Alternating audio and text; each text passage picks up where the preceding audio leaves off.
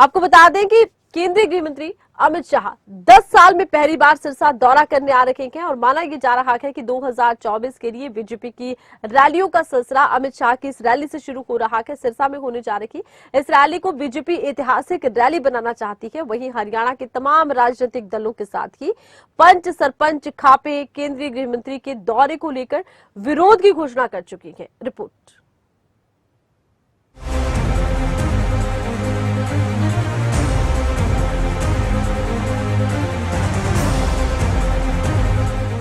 Mission 2024 के चलते देश भर के तमाम सियासी दल अभी से ही तैयारियों में जुट चुके हैं। ऐसे में हरियाणा में भी सबसे बड़े 2 दलों में राजनीतिक तलवारें खिंच चुकी हैं। बीजेपी की ओर से केंद्रीय गृह मंत्री अमित शाह ने खुद मोर्चा संभाल लिया है। रविवार को सिरसा के अनाज मंडी में एक महा रैली होने जा रही है। हरियाणा के पूर्व मुख्यमंत्री भूपेंद्र हुड्डा भी हरियाणा कांग्रेस को मजबूती देने के लिए लगातार कोशिशें कर रहे हैं। करनाल लोकसभा में हाथी पर बैठकर हुंकार भरते नजर आएंगे। बीजेपी की ओर से अमित शाह की होने वाली इस रैली को ऐतिहासिक रैली बनाने के लिए तैयारियां मुकम्मल कर ली गई। चुनाव से पहले सर सिरसा में रैली लोकसभा की कैसे देखते हैं सर? आपको कितना फर्क पड़ने वाला है सर आने वाले लोकसभा चुनाव में? नहीं, बहुत फर्क पड़ने वाला है निश्चित तौर से। वैसे तो लोग पहले ही से ही फर्क है, क्योंकि आज तो पूरी दुनिया ही मोदी जी को लीडर मान रही है और हिंदुस्तान में वाकई आज की तारीख में कोई विकल्प नहीं है। सब इस बात को महसूस करते हैं कि मोदी जी के शासनकाल में भारत ने बहुत तरक्की की है और भारत बहुत मजबूत बना है। तो लेकिन फिर भी जो काम किए हैं उनके बारे में जानकारी देना, क्योंकि मालिक तो जनता है, उस मालिक जनता के सामने जाके ये बताना कि देखिए आपने हमें जिम्मेदारी दी थी और उस जिम्मेदारी को हमने इस प्रकार से निभाया, ये काम हमने किया। आने वाली 18 तारीख को माननीय नरेंद्र मोदी जी के कार्यकाल में 9 साल सरकार को हुए, उसकी उपलब्धियों के तहत जो ये रैली हो रही है, मैं समझता हूँ कि एक बहुत ही विशाल रैली होगी।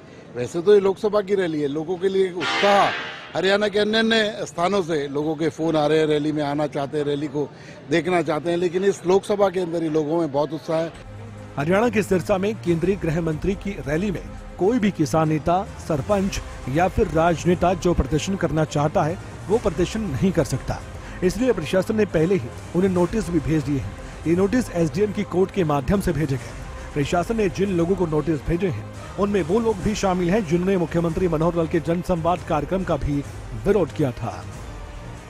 परंतु एक नोटिस मुझे कल पुलिस प्रशासन द्वारा दिया गया है कि आपसे शांति भंग की आशंका है, तो आप एसडीएम कोर्ट में पेश होकर 6 महीने के लिए पाबंद हो कि किसी प्रकार का धरना प्रदर्शन नहीं करेंगे।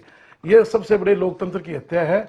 हमने अमित शाह जी की रैली का कोई विरोध या प्रदर्शन करने की बात नहीं कही थी, परंतु विपक्ष के नाते, विपक्ष का प्रतिनिधि होने के नाते, मेरे पिताजी ने सिरसा में चुनाव भी लड़ा है, सिरसा विधानसभा में आ रहा है, तो हमारा फर्ज बनता है कि जो सिरसा की बदहाली है, आज सारे शहर जो नरकीय जीवन जीने को मजबूर है, उसके मुद्दे हमने उठाए हैं। उसी की हमने कल बात करी थी।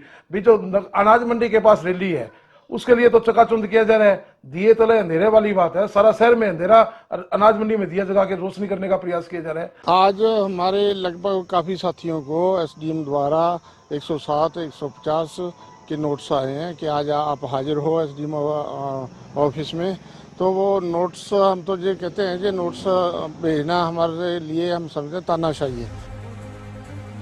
विपक्षी दलों के विरोध को देखते हुए पुलिस प्रशासन ने भी कड़ी सुरक्षा के इंतजाम किए। इसके लिए 15 सीनियर आईपीएस और 20 से ज्यादा डीएसपी को सुरक्षा में तैनात किया गया। डीजीपी ने सख्त हिदायत दी है कि शाह की सुरक्षा में किसी प्रकार की कोई भी चूक न हो पाए। डीजीपी पीके अग्रवाल खुद सुरक्षा व्यवस्था की हर पल की जानकारी ले रहे थे। हरियाणा में राजनीतिक दलों के अलावा कुछ पंच सरपंच खापे केंद्रीय गृह मंत्री अमित शाह के सिरसा दौरे को लेकर विरोध की घोषणा कर चुके हैं। ऐसे में सरकार शाह की सुरक्षा में किसी भी प्रकार की कोई चूक नहीं चाहती। केंद्रीय गृह मंत्री की सुरक्षा के लिए पुलिस की 11 यूनिट बनाई गई हैं। हर यूनिट के इंचार्ज आईपीएस अधिकारी बनाए गए। इन यूनिटों में 50 इंस्पेक्टर रैंक के अधिकारी, ट्रैफिक पुलिस के 30 अधिकारी और महिला पुलिस के जवान शामिल किए गए। साथ ही हर यूनिट में एनजीओ कार्यकर्ताओं को भी लिया गया, जिनकी संख्या 680 के करीब है। इतना ही नहीं, आईपीएस अधिकारियों के साथ ही 27 डीएसपी रैंक के अधिकारियों को भी केंद्रीय गृह मंत्री अमित शाह की सुरक्षा में तैनात किया गया। इनमें पलवल, सोनीपत, रोहतक, फरीदाबाद के डीएसपी के अलावा मुख्यालय में तैनात अधिकारियों को शामिल किया गया। आईजीपी लॉ एंड ऑर्डर ने इनकी नियुक्तियों के ऑर्डर भी जारी कर दिए हैं। न्यूज डेस्क, खबरें अभी तक।